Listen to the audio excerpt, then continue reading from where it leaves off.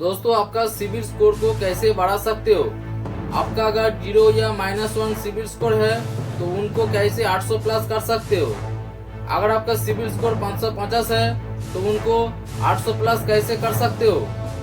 Good CIBIL score history कैसे आप create कर सकते हो। CIBIL score instantly CIBIL score को आप कैसे बढ़ा सकते हो।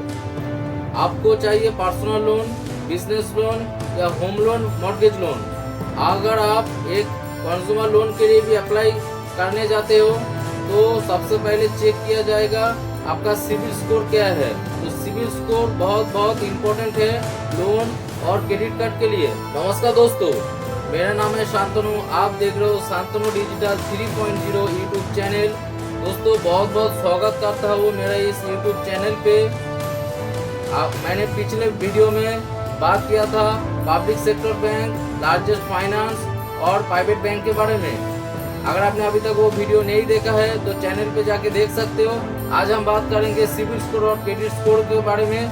तो वीडियो पूरा इंफॉर्मेशन और नॉलेज के साथ होगा। वीडियो को लास्ट तक जरूर देखिएगा। अगर आपका सिबिल स्कोर 500 होगा तो तब भी अगर वीडियो को लास्ट तक देखेंगे तो 800 प्लस हो जाएगा। तो चलिए दोस्तों नया वीडियो स्टार्ट करते हैं। How to increase CIBIL score instantly. CIBIL score को आप कैसे बढ़ा सकते हो। आपको चाहिए पर्सनल लोन, बिजनेस लोन या होम लोन, कार लोन। अगर आप एक कंज्यूमर लोन के लिए भी अप्लाई करेंगे तो सबसे पहले चेक किया जाएगा आपका सिबिल स्कोर क्या है। सिबिल स्कोर जितना ज्यादा होगा उतना अच्छा है और जितना कम होगा उतना बुरा हाल है। सिबिल का फुल फॉर्म क्या है। Credit information bureau India limited. CIBIL score 300 से लेकर 900 के बीच होता है। जनरली 750 सिबिल स्कोर बैंक के लिए या फाइनेंस के लिए अच्छा माना जाता है। अगर आपका सिबिल स्कोर 500 से लेकर 650 तक है तो आपका बैड सिबिल स्कोर माना जाता है। अगर आपका नाम पे कोई भी लोन नहीं है तो आपका 0 या -1 सिबिल दिखा सकता है। लोन या क्रेडिट कार्ड आप अगर लेंगे उसको धीरे धीरे रीपेमेंट करेंगे तो आपका एक क्रेडिट हिस्ट्री बनना चालू हो जाएगा। CIBIL company in India CIC credit information company. पहले आता है ट्रांस यूनियन सिबिल, दूसरा में है इक्विफैक्स, तीसरा में एक्सपीरियन और चौथा में है CRI हाईमार्क। ये कुछ कंपनी है जो आप 30 से 45 डेज के अंदर बैंक इनको रिपोर्ट करते हैं कि आपका कितना फाइनेंशियल ट्रांजैक्शन हुआ है, कहाँ पे आप लोन के लिए अप्लाई किया है, या आपका कोई लोन डिफॉल्ट है कि। तो ये सब इंफॉर्मेशन ये सब कंपनी को प्रोवाइड करते हैं। अगर आपका EMI 90 डेज का मतलब 90 डेज अगर आप EMI नहीं देंगे, मतलब 3 महीना अगर आपका EMI बाउंस हो गया तो बैंक उसको NPA घोषित कर देते हैं। NPA का फुल फॉर्म है non performing asset. Types of loan, कितने तरह के लोन होते हैं। सिक्योर्ड लोन और अनसिक्योर्ड लोन। सिक्योर्ड लोन में आता है home loan, mortgage loan, consumer loan, 2 wheeler loan, जिसको बैंक के पास कुछ गिरवी रहेगा। अनसिक्योर्ड लोन जैसे पर्सनल लोन या बिजनेस लोन। पर्सनल लोन या बिजनेस लोन आपका डॉक्यूमेंट्स के ऊपर होता है। जैसे आपका पर्सनल लोन में आपका अगर सैलरी पे स्लिप होगा और बैंक स्टेटमेंट लगेगा पर्सनल लोन में। बिजनेस लोन में आपका ट्रेड लाइसेंस, ITR, GST वगैरह लगता है। ये सब होता है unsecured loan. Credit card utilisation.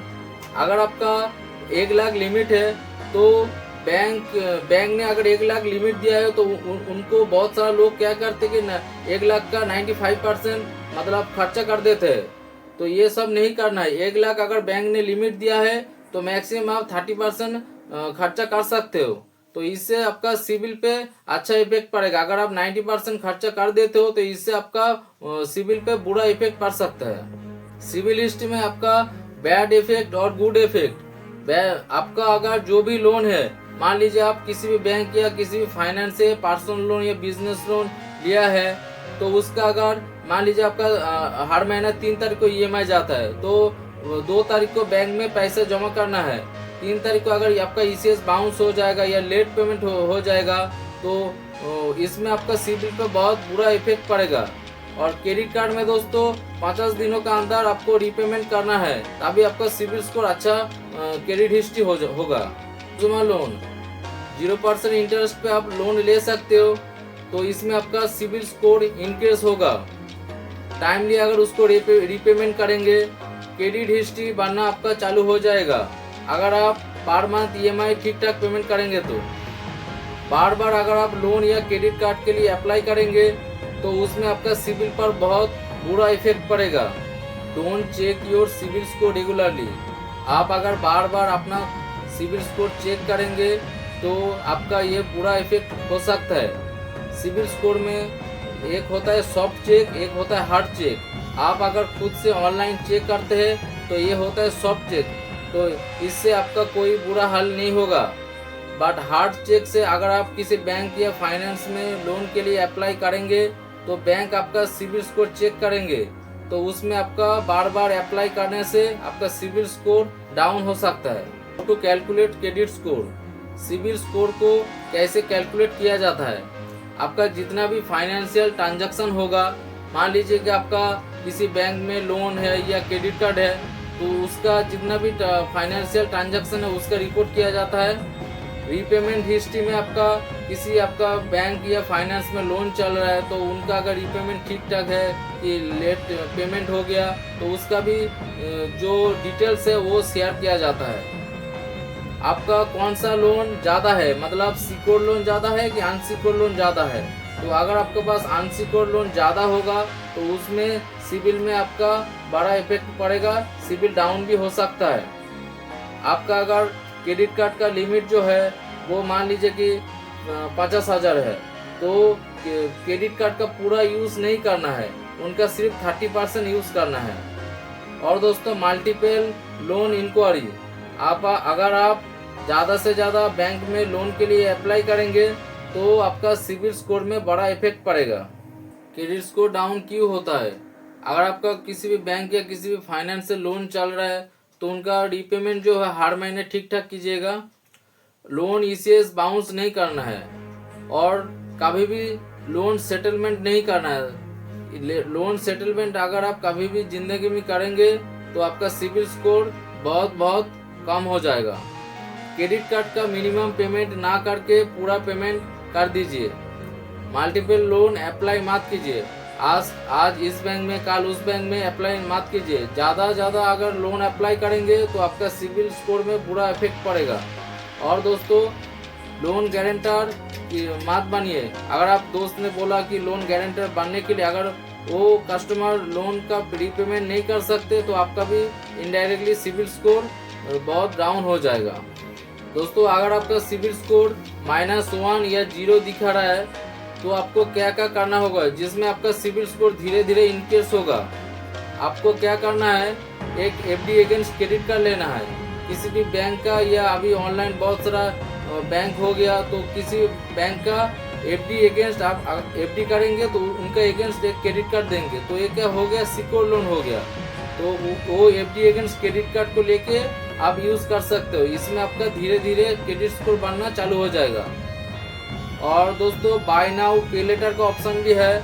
अभी फ्लिपकार्ट अमेजोन पे बाय नाउ पे लेटर का ऑप्शन है, तो वो भी आप कर सकते हो। इसका पेमेंट ऑन टाइम देना होगा।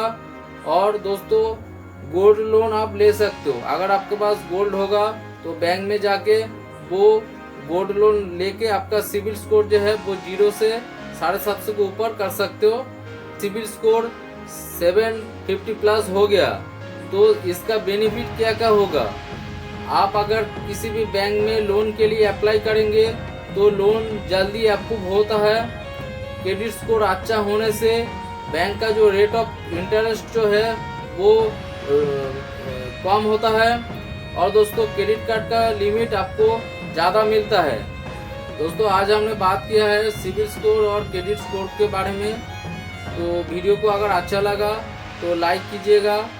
और दोस्तों, अगर कुछ भी जानकारी चाहिए तो कमेंट बॉक्स में कमेंट कीजिएगा और चैनल को सब्सक्राइब कीजिएगा। अभी के लिए फ़िलहाल इतना ही। वीडियो को लास्ट तक देखने के लिए बहुत बहुत धन्यवाद। जय हिंद, वंदे मातरम।